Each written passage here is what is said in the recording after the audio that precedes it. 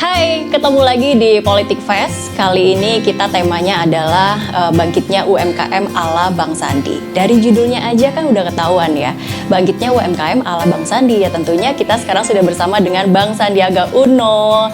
Halo Bang. Apa kabar Laura? Alhamdulillah baik. Bang Sandi gimana? Baik ya? Alhamdulillah di tengah pandemi masih bisa mengucap syukur. Alhamdulillah. Walaupun keadaan ekonominya cukup hancur, tapi ya kita harus terus mensyukuri semua nikmat ya. Betul. Diberi kesehatan.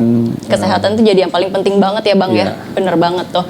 Ya jadi kita akan ngebahas soal UMKM, brand lokal gitu ya Bang ya. Nah untuk dapat perspektif lain nih, bagaimana sih sebenarnya perkembangan UMKM di Indonesia sekarang, khususnya di tengah pandemi sekarang ini. Kita juga sudah kedatangan tamu. Narasumber kita satu lagi, ini ada Steven Lucas yang merupakan co-founder dari Voyage gitu ya. Halo, Voyage. Halo Lucas, gimana kabarnya? Kabar baik, sehat, masih bisa diberikan kesehatan, sudah bersyukur lah untuk saat ini. Iya benar. Ya. Dan mungkin kita kasih tahu sedikit lah, Voyage itu adalah satu brand lokal. Mungkin Lucas boleh cerita dulu deh Voyage itu. Keren banget sih ini. Keren ya. Voyage itu salah satu brand lokal yang kita dari tahun 2011. Dari tahun 2011 kita bergerak di bidang fashion aksesoris yang memang kita core kompetensinya main di kulit asli. Kulit asli sapi yang memang keunikannya kita menggunakan kulit nabati atau vegetable tan leather, di mana kulitnya itu dengan sering pemakaian dan perawatan akan berubah warnanya. Dari yang tadinya warnanya misalnya krim hampir putih pucat, tapi lama-lama akan jadi berubah jadi coklat gelap gitu. Ya seperti ini. Ya, seperti ini ya.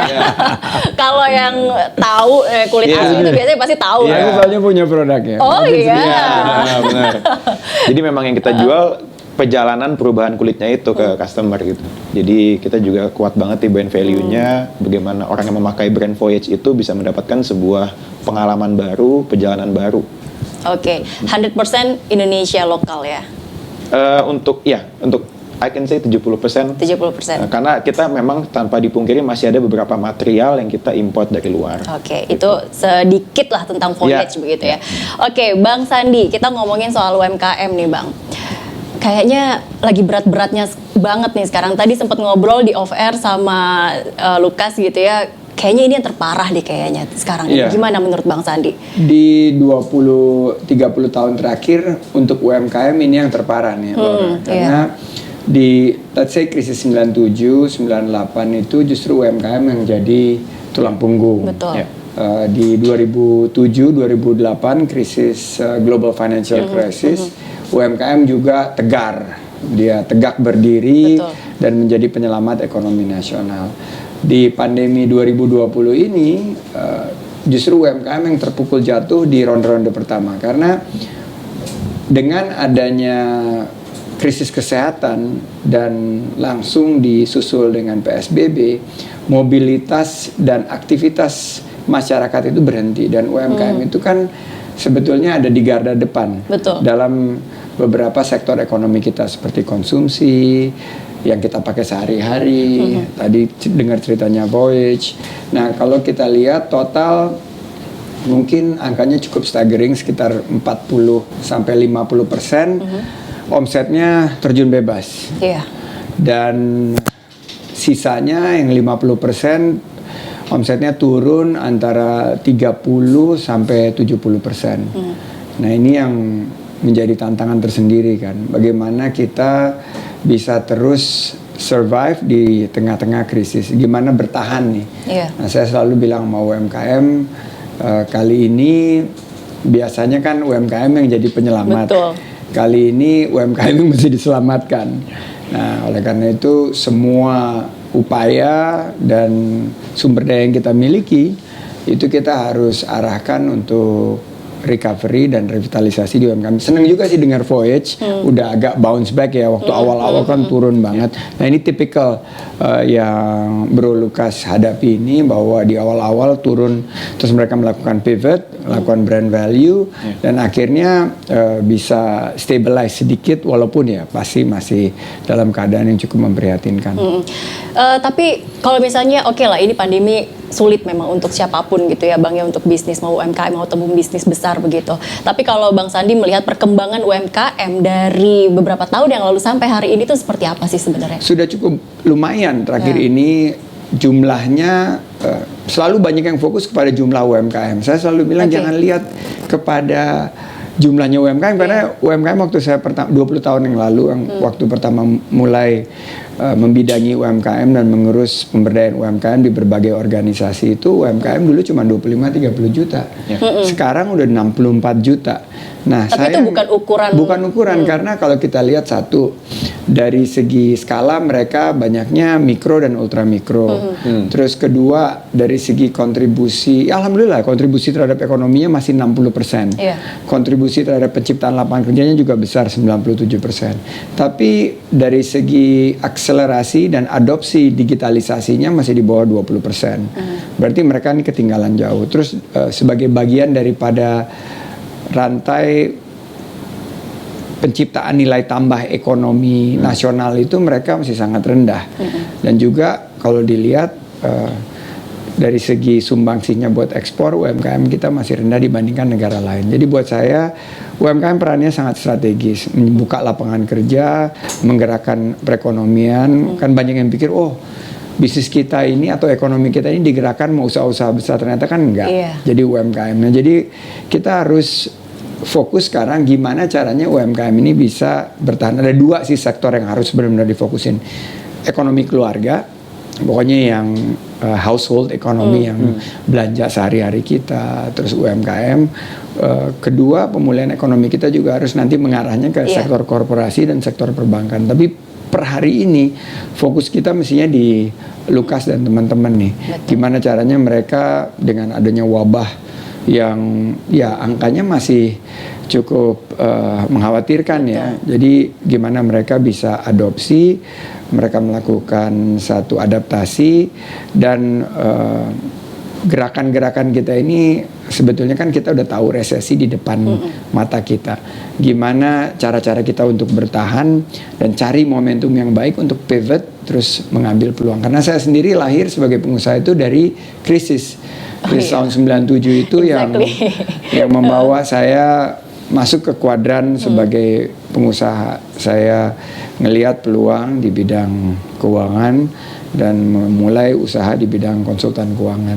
Nah, saya pengen juga para UMKM justru akan bangkit di saat sulit. Oke, kita dengar lah ya ceritanya dari Lukas ini seperti apa Bro Lukas dari dulu 2011 ya?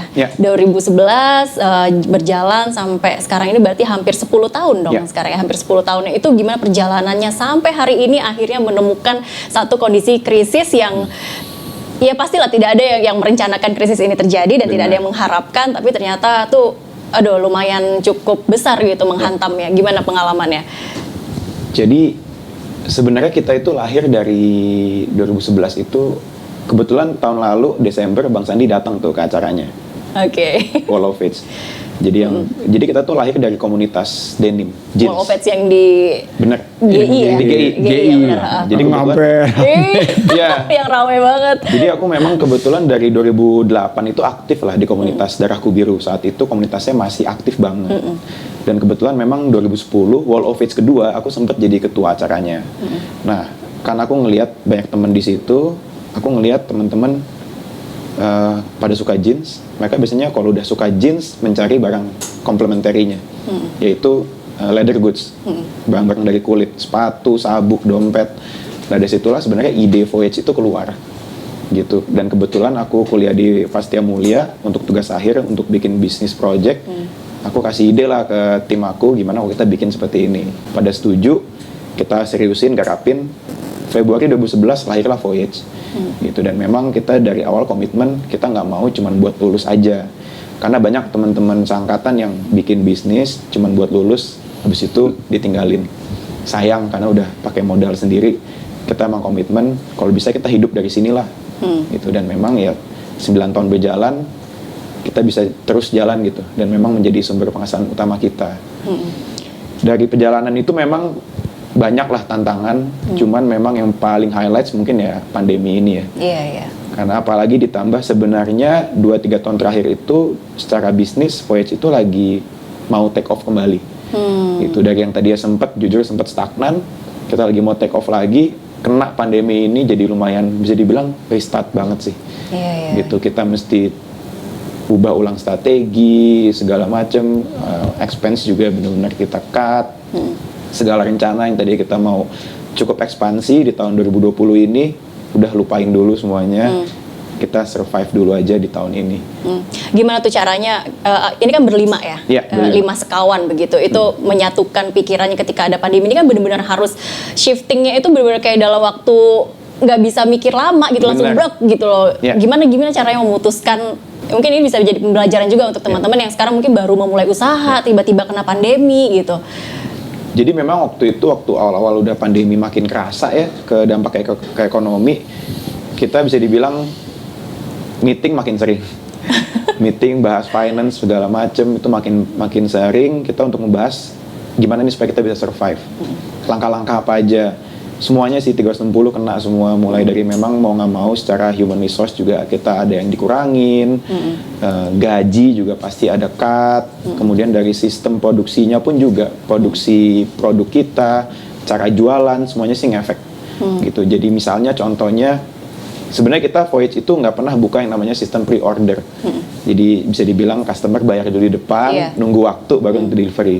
Cuma mau nggak mau kita mesti mikir strategis juga supaya apa sih kita mencoba bikin self financing product gitu. Jadi caranya ya udah kita bikin pre-order, mau nggak mau dengan insentif customer bisa mendapatkan harga lebih murah, tapi menunggu waktu lebih lama. Iya. Ya nggak bisa kaku ya Bang Sandi ya di kondisi seperti ini ya. Benar-benar kayak apapun bisa dicoba, model bisnis ini, model bisnis itu gitu. Setuju. Nah kalau menurut Bang Sandi apa yang dilakukan sama tim dari Voyage ini gimana? Ini yang dilakukan oleh tim dari Voyage, Mas Lukas dan teman-teman ini yang disebut sebagai pivot. Jadi dulu kalau kita lihat Voyage itu kan ready to buy produk kan. Jadi kita datang off the shelf kita beli. Berarti mereka mengambil satu resiko untuk mencetak inventory gitu. Dalam keadaan krisis sekarang karena produknya masih diminati, karena apalagi yang suka dengan produk-produk berbasis kulit, apalagi value brandnya juga sudah tinggi. Untuk mengamankan ini, jadi konsep yang dilakukan pertama adalah pivot, nomor 2 konsep yang dilakukan oleh Voyage ini adalah cash is king. Jadi mereka terima dulu cashnya di depan, mereka kelola keuangannya secara ketat, turunkan biaya, apa yang tidak perlu itu ditunda dulu atau tidak dilakukan pembiayaan atau pembelian daripada produk-produk yang tidak langsung berkaitan dengan proses produksi. Dan dengan pengelolaan keuangan yang ketat ini resikonya juga turun, akhirnya ongkosnya juga turun, akhirnya harga jualnya juga bisa turun, sehingga akhirnya yang diuntungkan mudah-mudahan bisa mendapatkan kesetiaan pelanggan itu untuk mengkonsumsi produk-produk Voyage. Jadi kalau kita lihat yang ketiga yang menarik yang dilakukan oleh Voyage ini adalah survive through ecosystem. Jadi mereka udah punya ekosistem. Jadi kalau kita datang ke Wall of Fates, itu pembelinya ya udah jadi kayak komunitas dan sangat fanatik gitu sama produk-produknya dari Voyage. Kalau saya beli misalnya, saya kan bangga pakai produk lokal gitu ya. Dan ini salah satu sebetulnya emerging trend yang menurut saya akan tiba di Indonesia. Dulu tuh kayaknya keren kalau pakai produk-produk milik asing gitu. Sekarang terbalik, anak-anak muda, gue pakai produknya. Kalau misalnya sepatu kemarin tiba-tiba ada yang nyamperin saya, Bang Sandi, ini saya pakai Sage atau ada yang bilang Sage ya. Ini pakai Sage, ini saya ikutan sama Bang Sandi nih, sama Dr. Tirta gitu. Jadi ada kebanggaan sendiri.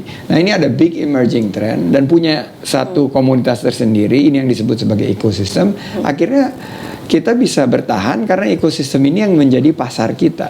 Dan ini semakin hari semakin meluas. Nah dari 3 tip dan triks yang dilakukan oleh Voyage, kita mestinya berbagi kepada UMKM.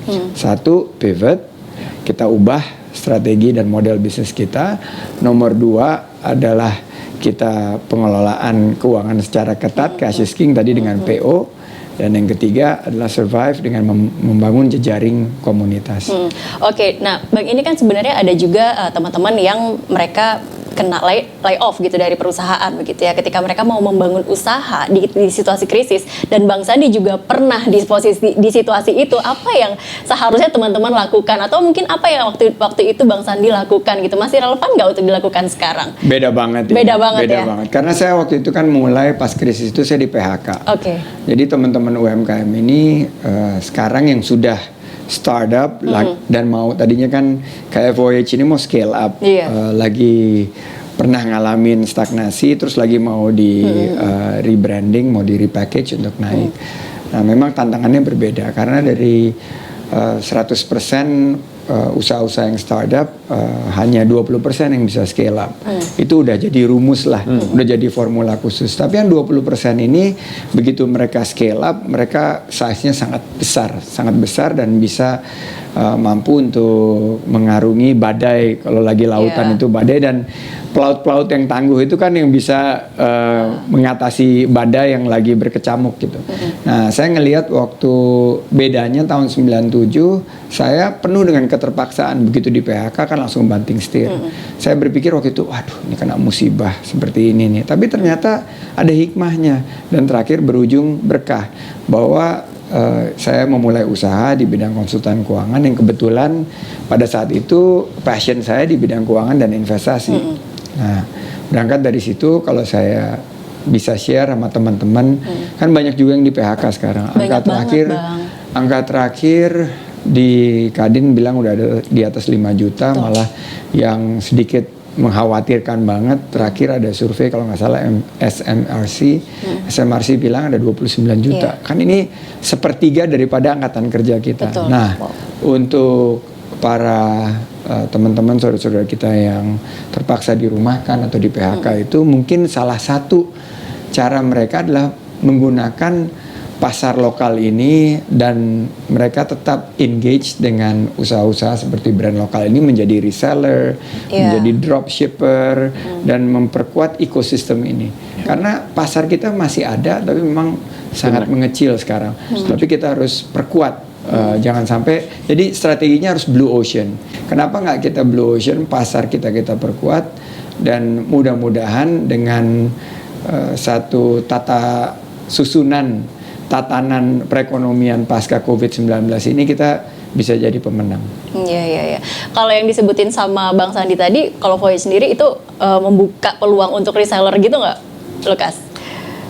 Kita ada sub-brand Voyage, namanya Maritim. Itu memang bisa dibilang kan kalau Voyage kan segmennya cukup premium. Ya, nah Maritim itu kita bikin yang untuk entry. Nah, kita sebenarnya membuka peluang untuk reseller di yang Maritim itu.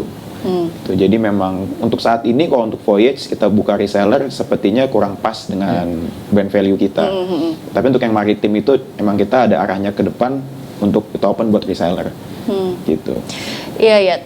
Terus kalau nggak salah di Instagramnya Bro Lukas ini juga aku pernah lihat beberapa kali membuat untuk korporasi ya. Benar. Untuk korporasi itu termasuk apa ya, fokusnya untuk saat ini untuk menyelamatkan keuangan teman-teman di Voyage itu dalam berbisnis atau gimana? Jadi kalau untuk porsi B2B untuk Voyage itu memang dari 4 tahun terakhir cukup tinggi. Itu hampir 30% dari bisnis size kita. Dan memang penyelamat di kala pandemi ini sih. Iya, penyelamat banget ya kayaknya. Jadi waktu kemarin sebelum PSBB kita sempat dapat satu order cukup besar yang itu benar-benar untuk nafas kita selama masa sulit 2-3 bulan awal PSBB gitu. Dan memang dari 4 tahun terakhir kita cukup seriusin. Jadi memang ada banyak perusahaan, mereka pasti kan butuh kebutuhan untuk merchandising, entah itu buat dibagikan ketika press conference atau souvenir buat BOD. Nah, menjadi salah satu opsi mereka sih untuk memberikan sebuah gift yang unik dan juga punya value, kulit asli segala macam, itu bisa ke Voyage. Iya, ini bisa jadi ide bisnis juga sih buat teman-teman yang sekarang UMKM sekarang kita ngapain ya, bingung gitu ya, bisa cari link untuk ke korporasi, nanti bisa dapat order yang besar ya, itu akan menyelamatkan sekali seperti kata Bro Lukas tadi. Jadi nafasnya itu jadi lebih panjang gitu loh. Tapi kalau menurut Bro Lukas nih, kira-kira kesalahan dalam bisnis tuh apa yang sering dilakukan sama mungkin sama teman-teman kita yang seumuran lah ya, seumuran sama kita pengusaha muda, apa yang paling sering kesalahan yang paling sering dilakukan gitu? Kalau sama anak muda ya mungkin, apalagi sekarang ya, sekarang kan zamannya digital benar-benar kencang sekali. Tren itu shiftingnya cepat. Ya. Jadi kalau yang aku perhatiin sebenarnya ada dua hal. Pertama, mereka itu terkadang terlalu cepat sekali berubah ikutin tren. Gitu. Jadi mereka bisa bilang tidak punya sebuah core competence, core value yang mereka pegang dari awal untuk sebagai pegangan bisnisnya gitu loh. Jadi kadang-kadang selalu lagi tren A nih mereka main A. Kemudian bosan lagi ada yang B, main ke B. Jadi tuh bisa dibilang mereka cepet banget bosan, akhirnya secara bisnisnya pun nggak sempet dibikin fundamental yang bagus dulu, jadinya bisnisnya nggak sustain, gitu. Karena kan bisnis itu yang paling penting sebenarnya adalah harus sustainable, gitu. Gimana menciptakan sebuah bisnis yang memang dari value-nya, ekonomik segala macam bisa sustain. Gitu. Harus nggak sih punya partner? Kalau misalnya kayak Lukas sendiri kan punya partner 4 orang begitu ya, berlima gitu. Kalau mungkin untuk sebagian orang kan kayak aduh sulit banget sih kayaknya menyatukan pikiran 5 orang untuk satu brand gitu. Atau kalau menurut Bro Lukas lebih baik punya partner yang banyak atau berjalan sendiri? Along the way pasti akan butuh partner. Pasti akan butuh. Pasti akan butuh kalau menurut aku ya. Entah itu partnernya bisa berupa partner yang memiliki shareholder yang maksudnya setara atau apa. Cuman kita punya teman untuk tukar pikiran yang punya interest, punya kepentingan yang sama di sebuah organisasi itu tentunya sangat penting dan berbeda. Kalau kita cuma punya teman yang dari luar organisasi sebagai teman ngobrol, pasti akan beda sih topik pembahasannya, keseriusannya, sama solusi-solusi yang akan diciptakan dari diskusi itu pastinya akan berbeda ketimbang kita punya partner yang memang sejalan satu arah gitu. Kalau Bang Sandi lebih prefer yang mana Bang?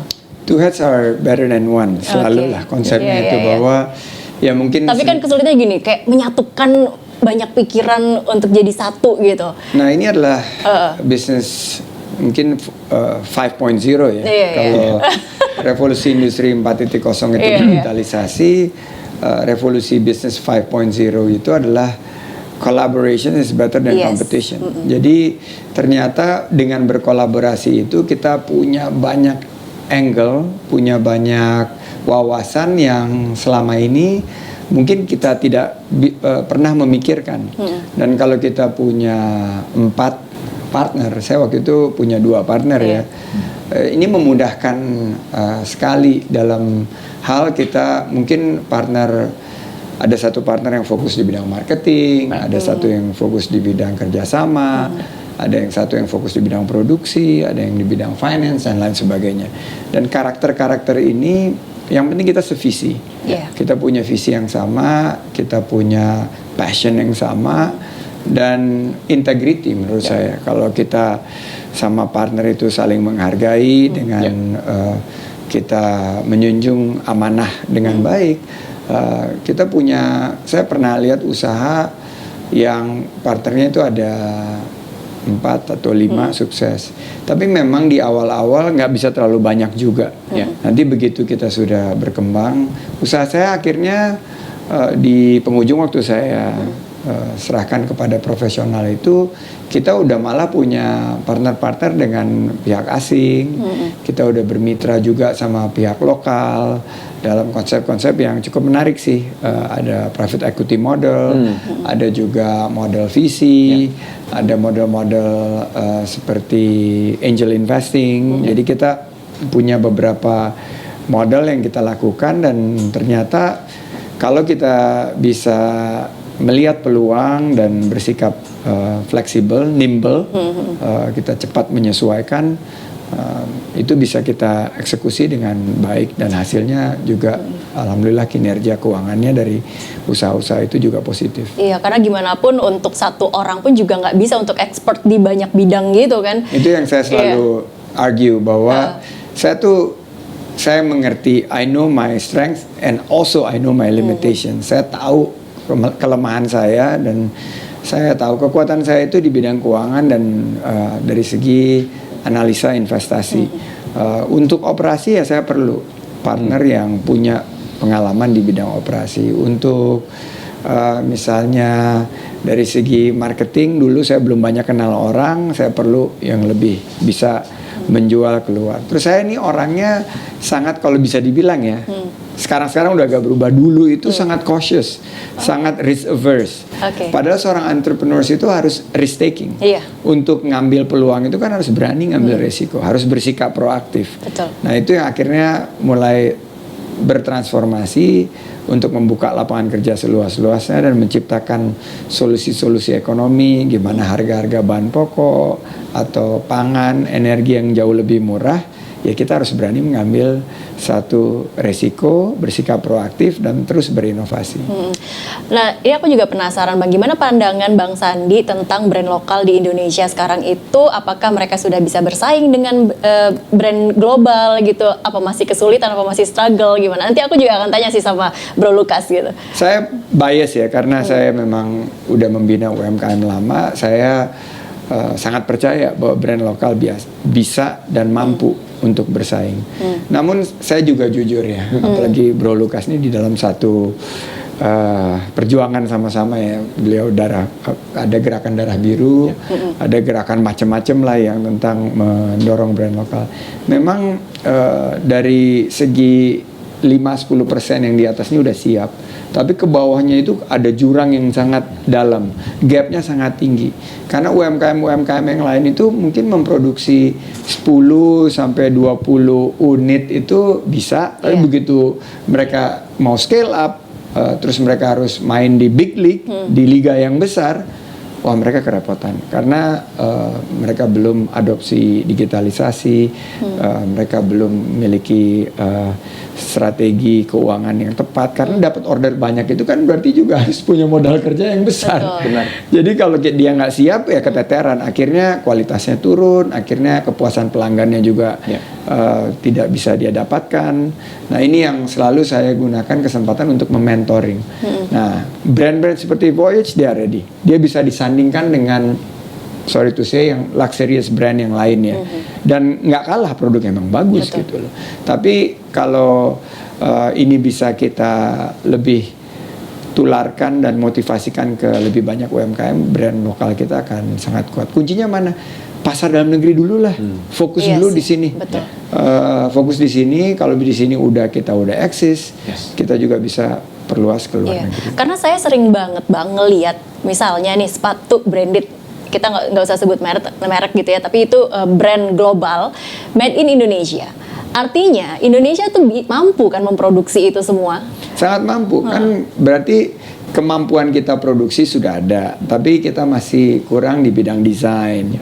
Ini kemarin, ini baru aja saya mau kesini tuh ada yang nganterin sepatu merek global gitu yang begitu saya lihat gila desainnya, out of this world. Ini desainnya udah pakai karbon, pakai apa gitu.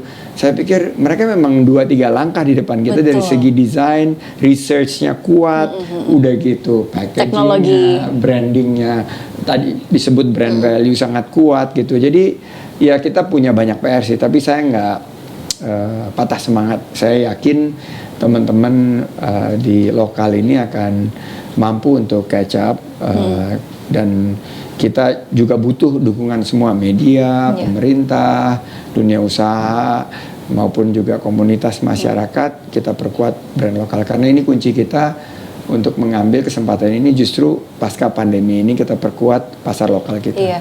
Kadang penyebutan brand lokal dan brand global itu juga sudah menimbulkan gap sendiri sih Bang. Iya kan? Menurut saya gini, menurut saya salahnya kita kan kalau kita gembar-gemborkan nasionalisme, benar. Tapi akhirnya orang bilang produk lu gimana, kualitasnya enak nggak dipakai, udah gitu harganya bagaimana gitu. Itu salah satu list pertanyaanku juga, perlu nggak sih kita glorifikasi nasionalisme dalam satu produk kita gitu ya? Kalau misalnya punya brand, ini brand lokal, ini adalah buatan Indonesia gitu, gimana Bang menurut Bang Sandi? Itu bagus, nasionalisme bagus, tapi akhirnya para konsumen kita akan sangat rasional. Mereka membeli itu sangat rasional, sangat mengikuti hati mereka juga. Jadi winning the heart and mind kan.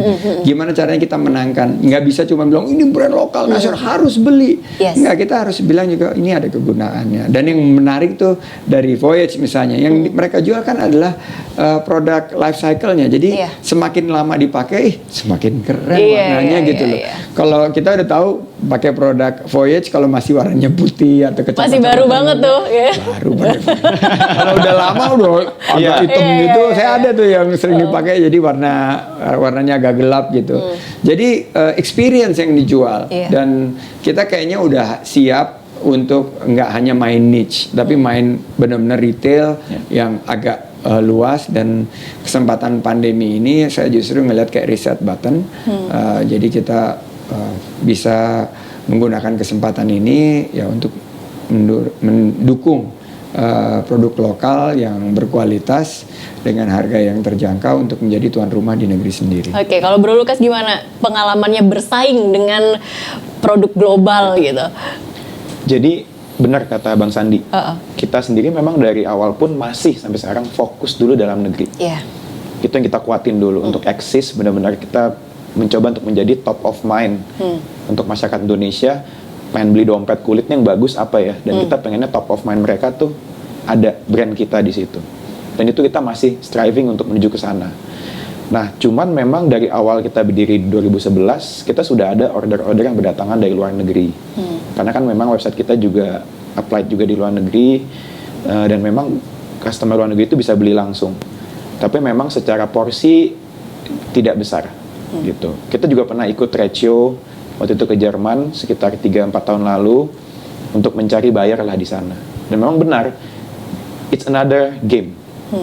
Ketika kita sudah mau fokus untuk di mainnya internasional, itu secara struktur financing, operation pasti akan berubah gitu. Karena kita harus produksi di depan, mereka buying wholesale, certain amount kita mesti siapkan dulu, mereka bayarnya juga nanti setelah barang ready. Semuanya itu benar-benar sebuah strategi yang berbeda. Nah, kita sadar akan limitasi kita untuk saat ini. Voyage itu sebaiknya kita mau fokusnya 90% kita di lokal dulu aja gitu. Kenapa? Karena emang itu kita pengen lebih membulatkan dulu nih tadi top of mind di lokal. Untuk di Indonesia itu Voyage menjadi salah satu top of mind untuk dompet kulit. Untuk dompet kulit yang kata Bang Sandi tadi, kalau semakin lama tuh semakin menggelap gitu ya warnanya. Aku inget juga ini ada sebenarnya satu produk high end dari luar gitu Bang. Maksudnya ini brand global dan itu produk high end itu juga kulitnya akan menggelap gitu. Artinya Indonesia memang bisa ya membuat seperti ini, memproduksi seperti ini. Aku mau tanya sama Bro Lukas, ini pernah kekurangan modal nggak sih teman-teman? Kekurangan modal pasti pernah lah. Pasti pernah. Along the way kita yang mau ekspansi pasti kan butuh tambahan modal kan. Misalnya kita awalnya kan tahun ini kita mau ada buka di 2 pusat perbelanjaan gitu. Kita tahun lalu ada 1, tahun ini mau buka 2 gitu. Tentunya kan pasti kan tuh perlu penambahan modal lagi kan untuk bisa kita di sana untuk capital buat investment, buat ngebukanya, buat perputarannya, pasti perlu sih. Gitu. Bang Sandi gimana Bang, kira-kira kalau ada teman-teman yang kayaknya ini masalah-masalah yang pasti dihadapi sama teman-teman apalagi di UMKM, baru mau scale up kurang modalnya, gimana menurut Bang Sandi Nah solusinya? ini yang saya selalu bilang, pertama sebelum kita scale up kita perkuat dulu segala aspek 360 ya. 360 dari segi produksi, dari segi desain kita. Setelah kita perkuat, terus kita dapatkan akses pasarnya. Jadi kita perkuat pasar dalam negeri. Terus kalau ada peluang untuk pasar ekspor, kita bisa kembangkan tentunya tanpa membebani terlalu besar kepada keuangan kita. Nah baru terakhir menurut saya kita ready untuk membuka akses bagi likuiditas, bagi permodalan kita, dan modal itu bisa modal ekuitas atau modalnya melalui pinjaman. Nah disinilah butuh keberpihakan menurut saya, karena kalau di UMKM itu kita lihat selama ini kan jalan di tempat. Dari segi permodalan itu dari total perbankan kita paling 20-30% nggak bergerak. Padahal kita kontribusinya 60% ke ekonomi kita. Berarti ada satu strategi yang betul-betul harus mampu mereformulasi pendekatan kita untuk memberdayakan usaha mikro kecil menengah kita. Nah bagi saya yang paling gampang sebetulnya teman-teman ini nggak terlalu sensitif dengan bunga, tapi mereka sangat sensitif dengan akses. Karena kalau mereka akses bilang, aduh, apa nih, Bang? akses mau dapat pinjaman, tapi ribet gitu loh. Aduh, ini akses to funding. Akses to funding ribet. Kalau misalnya pinjaman, terus kalau misalnya mau dapat equity gitu, aduh juga pusing gitu loh, aduh udahlah kita coba cari-cari sendiri karena mereka ini kan dikerjakannya sendiri ya, marketingnya sendiri, Betul. semuanya masih sangat niche ya, sangat kecil. Jadi saya pikir waktu saya banyak memberikan masukan ke industri perbankan bahwa ya sudah, gimana caranya kita memudahkan akses pembiayaan. Nah, kita yakin bahwa nggak semua UMKM akan bisa scale up, angkanya udah jelas. Jangankan scale up, kalau kurang modal langsung Betul. buyar, Bang. Jadi kita lebarkan aja, lebarkan pendanaannya kepada UMKM dengan kita memberikan mentoring, karena rata-rata mereka ini good character, UMKM kerja keras, mereka kerjanya cukup cerdas kalau kita kasih ilmunya, dan kalau mereka bisa mendapatkan funding ya balik kok uangnya gitu. Jadi saya mendorong dan ternyata di tengah pandemi ini kan kita bilang waduh berat banget nih ekonomi kita, tapi ternyata untuk usaha-usaha yang jeli ngelihat peluang, cepet pivot, mereka bisa dapetin modal juga. Dapetin modal karena kalau kan pemodal itu juga mesti naruh uangnya di dalam suatu usaha yang menjanjikan kinerja keuangan yang baik.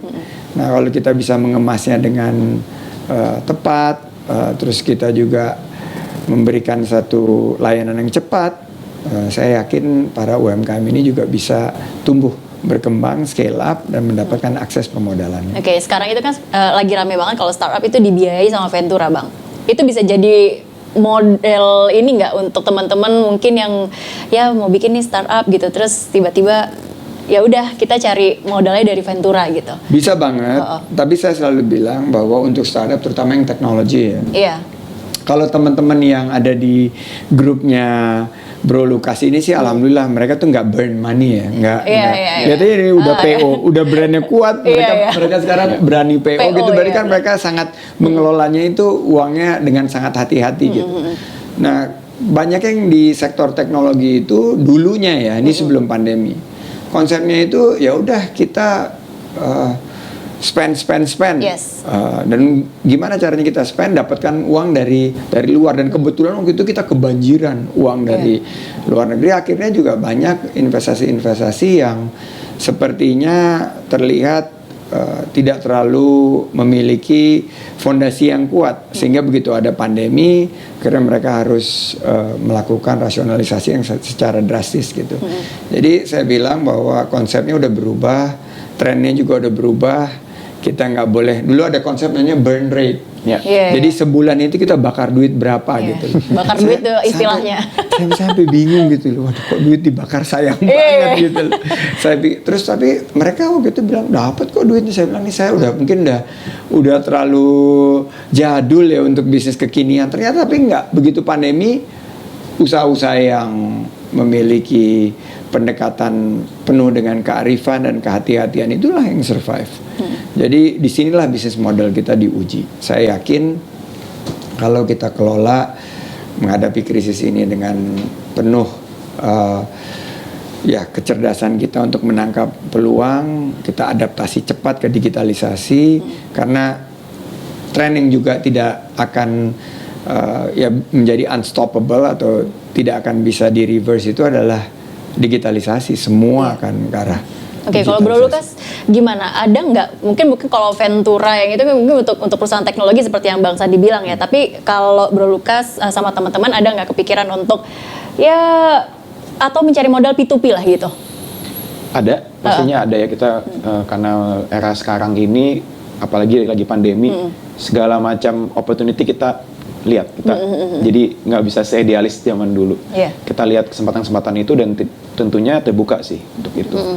Dan tapi sulit nggak menemukan orang yang mau gitu?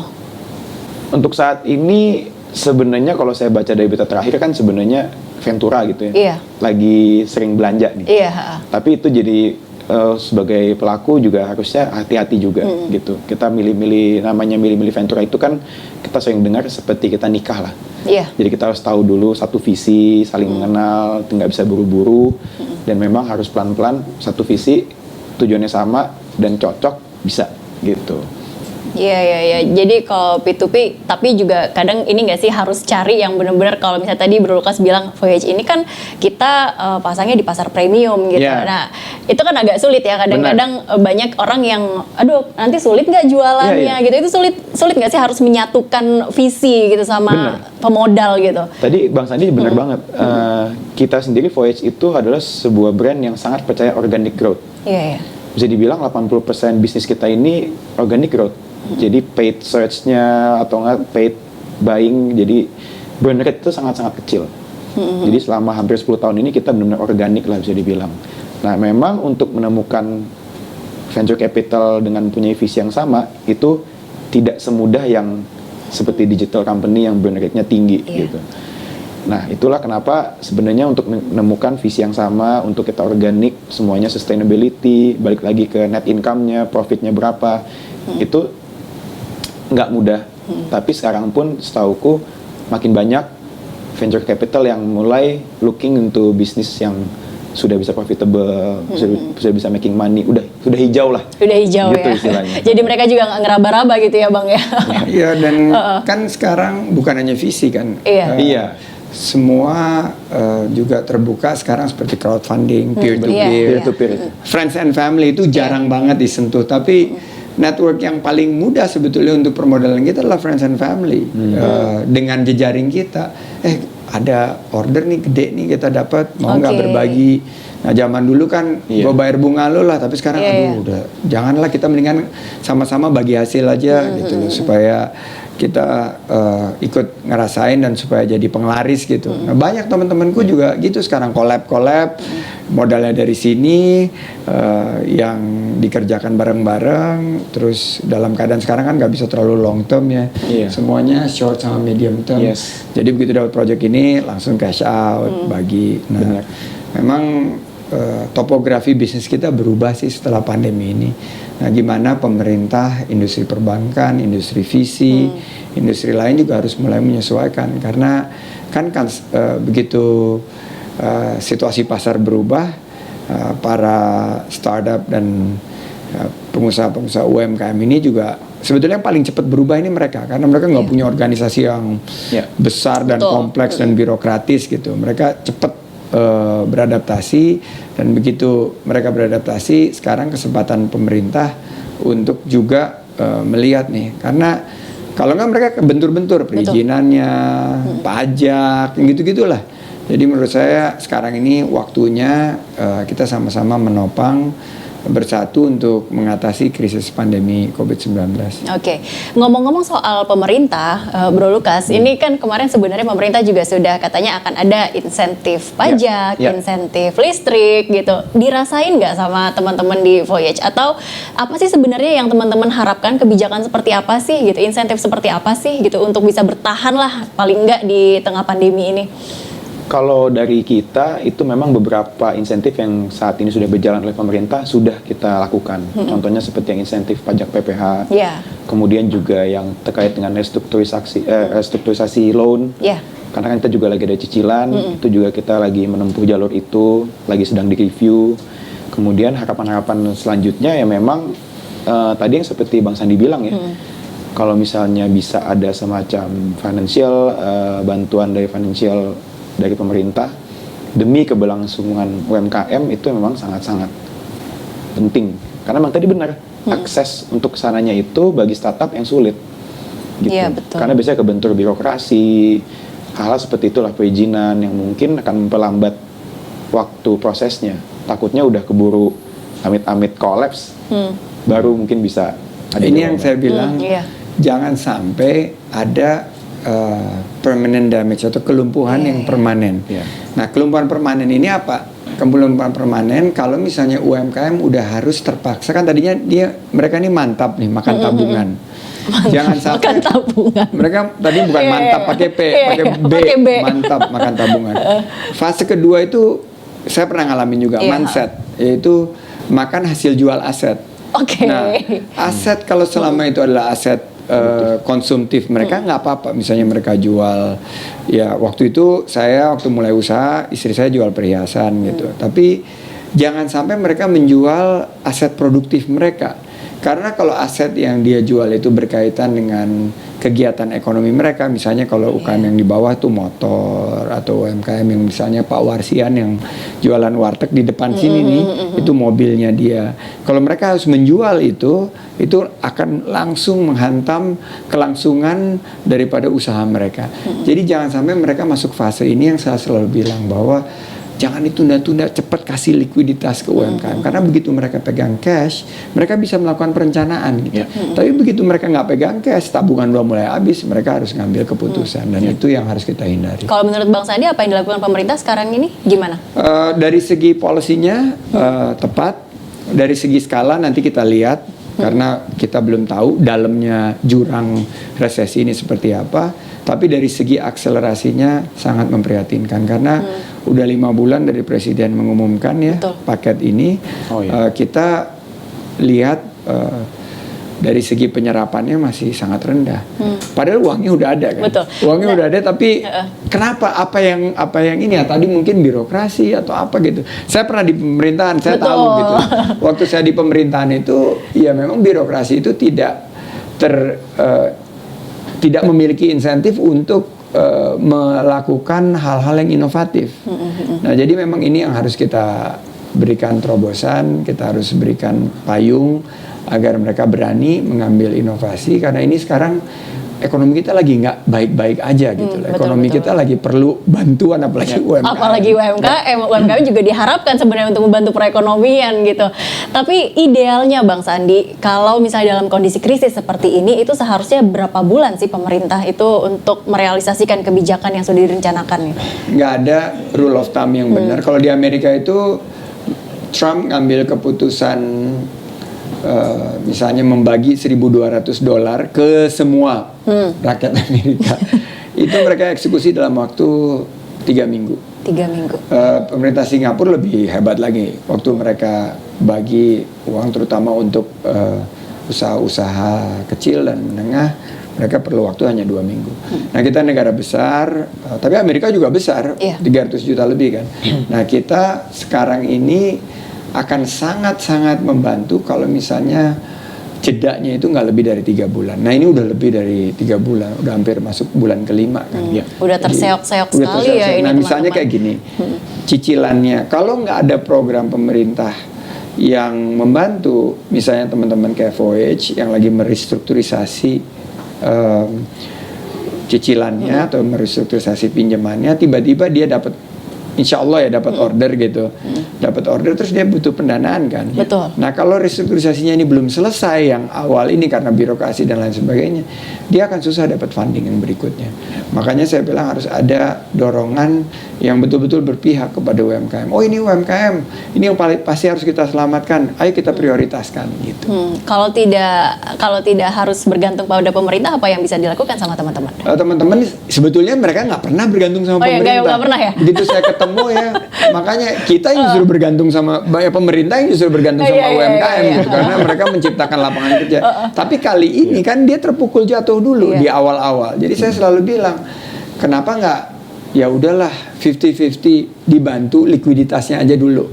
Jadi saya selalu bilang, saya utarakan satu pendapat saya mengenai KPRA, kredit pemulihan ekonomi rakyat. Dan siapa ekonomi rakyat ini? UMKM. Udah ditabrak aja dulu, kasih 50 juta rupiah. Semua UMKM yang qualified, yang memiliki kualifikasi untuk, kan datanya juga udah ada. Ya, tinggal itu aja, karena mereka akan sangat terbantukan sekali. 50 juta rupiah untuk mereka nggak mem-PHK kan dan merumahkan karyawan itu sangat berarti gitu. Jadi itu yang paling diperlukan sih pada saat ini.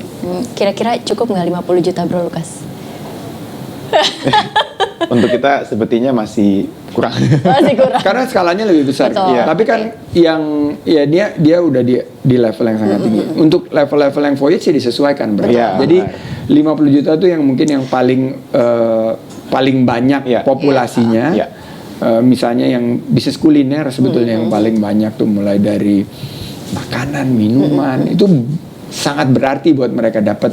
Jangankan 50 juta, 10 juta aja sangat berarti buat mereka gitu. Tapi untuk yang Voyage ya disesuaikan dengan kebutuhannya berapa, dan mereka ini bayar. Mereka ini adalah kembali lah gitu. Mereka ini bukan maaf kata ya, kalau lihat kan yang krisis-krisis yang dulu yang banyak ngemplang kan bukan UMKM, yang ngemplang kan usaha-usaha yang mohon maaf justru usaha-usaha yang selama ini mendapatkan fasilitas yang luar biasa dari pemerintah. Dari perbankan gitu ya. Nah ini oke, Bang Sandi, kira-kira bagaimana kita bisa gini, UMKM ini kan selalu disebut sebagai penyelamat ekonomi di kala krisis. Tapi sekarang kondisinya memang mereka pun juga terhantam gitu. Gimana kita mau menyelamatkan, kata Bang Sandi tadi. Selain tadi kebijakan dari pemerintah, kira-kira apa nih yang harus dilakukan sama teman-teman UMKM untuk bisa lagi menjadi penyelamat ekonomi di saat krisis ini? Konsepnya quadruple helix. Jadi pemerintah jangan semuanya dibebanin ke pemerintah. Betul. Pemerintah kan ada keterbatasan. Jadi pemerintah mesti menghadapi sisi kesehatannya juga dan lain sebagainya. Jadi itu yang saya minta dari pemerintah, paket yang udah diumumkan nggak banyak-banyak deh, cepat dieksekusi, itu yang nomor satu. Terus kalau bisa ditambah dan kelihatannya ada nih bansos buat UMKM, ada 12 juta UMKM yang akan dapat, nih baru diumumkan kemarin, targetnya Presiden bilang tanggal 17 Agustus, mudah-mudahan itu bisa tercapai.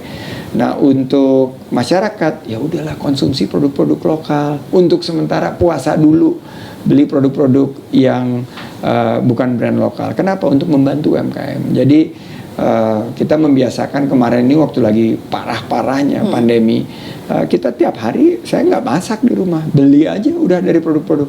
Dari tadinya beli, tiba-tiba orang-orang pada ngirim untuk endorse kan? Gitu. Untuk promo, untuk endorse. Akhirnya ya penuh rumah saya isinya makanan, akhirnya nggak beli juga gitu loh. Nah itu untuk pasar melakukan itu. Dari sisi di bidang akademisi diberikan fasilitasi para UMKM ini buat adaptasi digitalisasi. Jadi konsepnya itu adalah, dan untuk dunia usaha dari perusahaan besar sampai yang kecil dan menengah, semuanya melakukan satu sinergi secara kolosal agar saling membantu dalam ekosistem Indonesia Incorporated. Jadi ini untuk kita survive nih di tengah, sama-sama yuk kita bergandengan tangan. Jadi yang tadinya usaha-usaha besar itu sedikit sekali ngasih porsinya kepada UMKM untuk ikut di proses produksi seperti misalnya Voyage kan sekarang udah mulai ada beberapa corporate accounts yang besar. Ya udah corporate accounts kalau untuk gift, untuk relationship atau untuk kan sekarang udah nggak ada event lagi, tapi untuk customer engagement harus kirim misalnya gift dan lain sebagainya, gunakanlah produk lokal, utamakanlah produk lokal. Dengan begitu saya yakin kita kans dan peluang kita untuk survive akan jauh lebih besar. Betul. Jadi memang tidak hanya UMKM-nya yang berusaha bagaimana mereka bisa survive gitu, tapi juga masyarakatnya juga minded itu juga harus benar-benar kita bantulah ya untuk membeli produk-produk lokal ini untuk bisa bertahan ya. Kita juga walaupun kita tidak membuat brand lokal, tapi dengan kita membeli produk lokal kita tentunya juga membantu ekonomi ya kan. Nah ini satu yang mesti dibantu di sosialisasi media. Sebetulnya ada program. Dan ini program pemerintah Bangga Buatan Indonesia. Ini sebetulnya ya mengadopsi apa yang kita perjuangkan selama ini, dan untuk itu saya apresiasi gitu. Jadi hal-hal yang pemerintah lakukan bagus kita perlu apresiasi, yang kurang baik kita koreksi. Tapi yang apresiasi ini kita perlu amplifikasi supaya orang-orang hari Kamis kalau nggak salah, hari Kamis kita mesti dari atas ke bawah kita lihat pakaian kita udah belum, Indonesia kacamata kita, jam kita, celana, baju, apa yang kita pakai sehari-hari ini udah belum mencerminkan produk lokal. Paling nggak 1 hari seminggu, habis itu kita naikin 2 hari seminggu, 3 hari seminggu. Terus tiba-tiba kita udah jadi menjadi suatu yang sangat natural, habit. Karena kita udah biasa, ya udah ini barangnya lokal. Akhirnya belinya juga gitu, barang-barang lokal. Ini buatan mana ya? Lihat-lihat dulu gitu. UMKM ya udah kita beli gitu. Iya benar. Oke, Bro Lukas, what's next? Kalau misalnya tadi sebelum syuting ini dimulai kita sempat ngobrol, sebenarnya tuh kita pengen banget bikin store baru gitu ya, buka store baru, tapi karena pandemi ini jadi kayaknya tertunda dulu. Jadi apa nih kira-kira selanjutnya? Selanjutnya untuk sekarang tahun ini yang udah pasti surviving dulu. Survive dulu ya. Menurut saya paling 2021 awal kita baru bisa benar-benar review ulang apakah kita bisa seluruh rencana-rencana yang terhambat di 2020 akan di move ke 2021. Itu pun menurut saya pribadi best scenario. Dengan segitu cepatnya pemulihan bisa langsung kita jalankan lagi di 2021 itu paling cepat. Dan Jadi kalau sekarang tuh belum kelihatan ya? belum gitu. Dan beberapa hal memang beberapa hal tadi pivot yang sudah kita lakukan di saat ini mungkin beberapa kan masih kita bawa untuk salah satu memang strategi kita yang kita terus jalankan ke depan gitu. Karena mau nggak mau akan sangat-sangat berbeda lah pasti industri perekonomian setelah pandemi ini di 2021, the new normal. The new normal. Jadi bukan hanya kesehatan tapi ekonomi, Yeah. how people purchase things juga pasti akan berubah Pasti. semuanya. Oke. Gitu. Jadi memang adaptasi ke sana. Oke, karena ini menjelang Hari Kemerdekaan, saya ingin Bang Sandi dan juga Bro Lukas ini memberikan pesan kemerdekaan kepada netizen atau juga masyarakat yang nonton acara kita di hari ini. Silakan Bang Sandi. Merdeka itu adalah kita pakai dan bangga produk lokal. Itu adalah merdeka dari serbuan produk asing. Oke, Bro Lukas? Merdeka itu benar bangga buatan brand lokal dan mungkin bagi saya pelaku usaha ya. Merdeka itu adalah ketika masyarakat tidak lagi menilai brand lokal itu harus murah. Iya. Karena itu sebenarnya sebuah ironi buat saya pribadi. Kadang-kadang kalau orang beli, kok brand lokal mahal sih? Maksudnya kenapa brand lokal harus murah? Iya. Pertanyaannya seperti itu. Kenapa brand lokal harus murah? Brand luar bisa jual mahal, kenapa kita harus murah?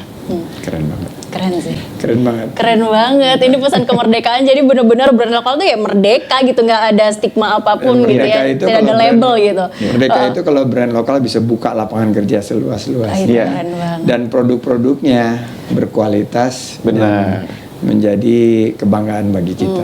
Brand lokal membuka pekerjaan seluas-luasnya, lapangan pekerjaan seluas-luasnya yang membuat banyak orang juga memiliki kemerdekaan di finansial. Setuju. Setuju ya, oke. Terima kasih banget Bang Sandi sudah ngobrol-ngobrol. Terima kasih, Terima Laura. kasih Bro Lukas. Ini Thank you. biasanya tempatnya Bang Sandi ini dipakai untuk wawancara orang. Tapi sekarang saya yang datang sini untuk wawancara Bang Sandi dan juga Bro Lukas di sini. Sekali-sekali dong, Sekali-sekali ya boleh. kita main Kompas TV. Terima kasih Bang sudah mengizinkan ke Kompas TV untuk main ke sini dan ngobrol-ngobrol. Senang banget dan Ya. mohon dukungan Kompas TV untuk effort kita, Ya. upaya kita. Yes. Kita lagi belum memikirkan nih ke depan gimana yang kegiatan-kegiatan yang biasa kita lakukan fisikal, tapi mudah-mudahan pandemi ini segera berakhir supaya Amin. kita bisa mulai adaptasi ke kebiasaan baru. Amin, amin, amin, amin, amin, gitu ya. Thank you banget sekali lagi Bang Sandi. Terima kasih Bro Terima Lukas. kasih, sama-sama. Oke, itu tadi obrolan kita sama Bang Sandiaga Uno dan juga Stefan Lukas dari Voyage mengenai